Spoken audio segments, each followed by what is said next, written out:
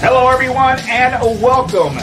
This is Pro Wrestling Inside and Out, and we're going to be talking about pro wrestling today. And, everybody looks at professional wrestling, and there's a lot of things going on today. And, Jack, I think you've got a couple of things to talk about what's happening in professional wrestling today. Yeah, and first off, we want to commemorate today, 50 years ago today, Ivan Koloff defeated Bruno Sammartino for the WWF World Championship in Madison Square Garden. Probably one of the most controversial and heat-seeking matches ever in the history of our industry. They actually could not even award him the belt when he won that night because they were afraid of a riot. So as soon as he got the pinfall, they pushed him out of the ring, and security got him to the dressing room. And the only picture you have that night of him holding the title was made in the dressing room. Wow. And as a matter of fact, after the show, they were waiting, fans were, and almost tipped his cab over as he was trying to get away.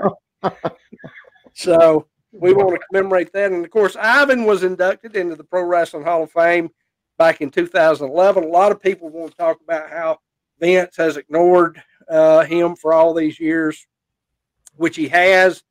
But as I point out, the WWE Hall of Fame is Vince's Hall of Fame. It's who he wants to honor and remember. It's not for the fans. It's for Vince. The Pro Wrestling Hall of Fame out in Wichita Falls, Texas, that's the one that honors our real history. And like I say, 2011, Ivan was inducted. So that was great for him. Okay. The other news coming out of the more current stuff, WrestleMania 37 just announced, will be on Saturday and Sunday, April 10th and 11th, and will be from the Raymond James Stadium in Tampa. And they will have fans in attendance. Now, exactly how many, I don't know. I did look up, and the seating capacity is 65,890. So even if they do 25% occupancy, which my understanding is a lot of the buildings are doing that, it's still going to be a lot of people. Yeah, that would be around 18,000 because they're being put in 18,000 for the football games. Yep. So I would say that's what they're going to let them put in there for WrestleMania. So yep. Now all the details for the Hall of Fame have not been put out yet, but it will be a virtual Hall of Fame. They won't have that in a facility or in front of a live crowd this year. And they have not announced a new slate of inductees. The ones that were nominated last year, which I can't remember who all that was, but all the ones that were advertised last year, I remember Batista now was, I think, their headline, but they're going to be doing that this year. So me and Rodney, since they're doing it virtually, we could accept our awards right there as well. Probably before the filming even starts. WrestleMania 38 will be April 3rd, 2022 at the AT&T Stadium in Dallas, Texas. WrestleMania 39 will be April the 2nd, 2023 at the SoFi Stadium in Los Angeles. On other news, Madison Rayne, longtime ladies professional wrestler, majority of her career was spent with Impact and TNA, retired this week. Her husband is Josh Matthews, who works an executive position there now, but she finished up college, and she said that it was time for her to think beyond wrestling. So congratulations to her.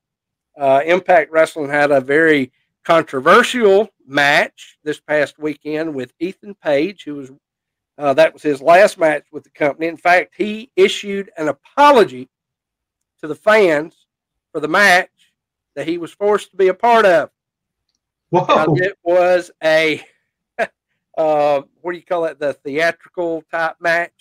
Oh, where he fought his own online character in a video game, and his character tore his heart out. Okay. Yeah, it was like Mortal Kombat. And wow, this was on Impact Wrestling? It was on their pay-per-view Saturday night. And he's very vocal. He said they flat out lied to him, that he did not. That was a character he created simply for his YouTube show that he does. And he did not want them to do it, but contractually they were able to do that and didn't do anything he asked them to do. He was very unhappy. A lot of the fans were unhappy with it. And so he matched them. He wasn't trying to apologize for the company. He buried them right with everybody else did. And I saw parts of it. It was silly. I mean, just silly. But anyway, quarantine now for COVID is AEW star Nyla Rose. Also, Michelle McCool, the Undertaker's wife, is in quarantine. They did on the Impact pay-per-view the other night teased a New Japan crossover event when Kenny Omega came to the ring, who works for AEW, but was in a match on the Impact pay-per-view, but was wearing a Bullet Club T-shirt, which is property of New Japan. So that could be big, for the fans of that. And I love New Japan. I think they're great. I don't know if I could stand getting hit the way those guys hit each other anymore, but it was good. Well, let me ask y'all this question, because I did read something about Kenny Omega, and I want to get Rodney's point on this a little bit. He ends up beating the Impact champion. What's the Impact champion's name? I'm trying to think. I got it wrote down here somewhere. What the Impact heavyweight champion's name? Rich Swann. Yeah, Rich Swann is the Impact champion. Kenny Omega beat him at their pay-per-view, correct? Yeah. Rodney, let me ask you this question. I guess I have to ask this question. Is that a smart decision on Impact Wrestling's part of allowing Kenny Omega to beat their champion? I would assume that would signal that actually AEW is taking them over, or they are merging and there will not be an Impact. What do you think, Jack? I hope that long term this means something, because otherwise I would never do that. We look back in our history of, it wasn't unusual to have the WWF champion come and face the NWA champion, but you always did a blow off finish of some type. Nobody ever pinned anybody else. So I don't know. I mean, their thinking and the way they do things now are so far out of the box, which is, there's nothing wrong with thinking out of the box. We need that. We need to, come up with new ideas and not rehash the same stuff over and over and over again, of course. But there's a reason there's a box there, too. So if you get, think out of the box, but don't burn the box in the process. And it seems like this is one of those burning the box type things. Well, let me ask y'all this question. And this is, let's say even they do a crossover. Let's say they take Rich Swann and they bring him to AEW. Will that mean anything, Rod? Being that I don't watch that, and being that I don't see that Impact has any following, any major following, I'm not sure that it would help AEW at all. It would help Impact, if anything, but certainly not won't help. What do you think they're getting the ideal? Do you think they're getting these ideals from when Ric Flair would end up in wrestling against Hulk Hogan?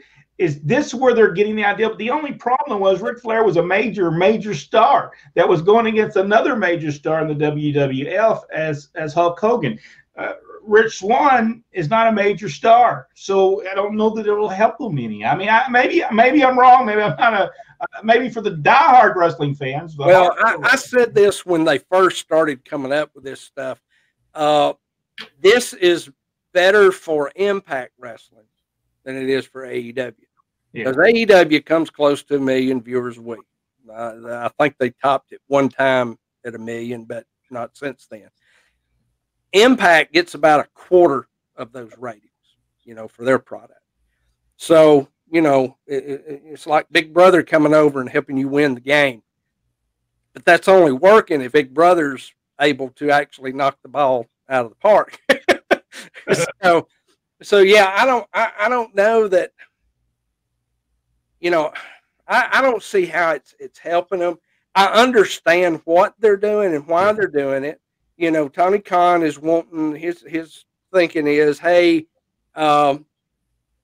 if we help them, that gives us goodwill, you know, between all those fans, you know. And maybe it will, but so far it's not equating into ratings.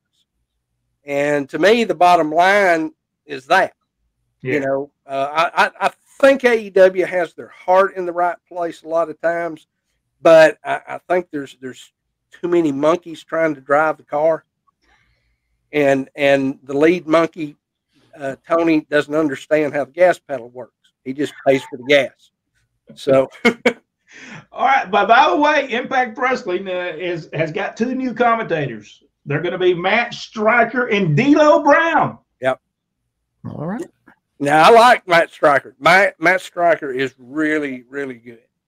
But now I watched some stuff the other night, and they cuss all the time, and that just turns me off.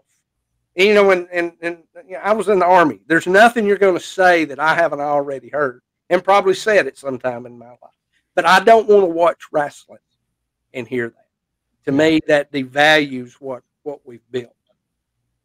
Yeah, I agree with you on that. All right, anything else we need to discuss before we? A couple other points here. Natalya celebrated her 1,500th match with WWE. That's a lot of matches. Yes. Daniel Bryan and Cesaro from SmackDown last week. Anybody that hasn't seen that needs to go watch it. That is probably one of the best professional wrestling matches I have seen in years.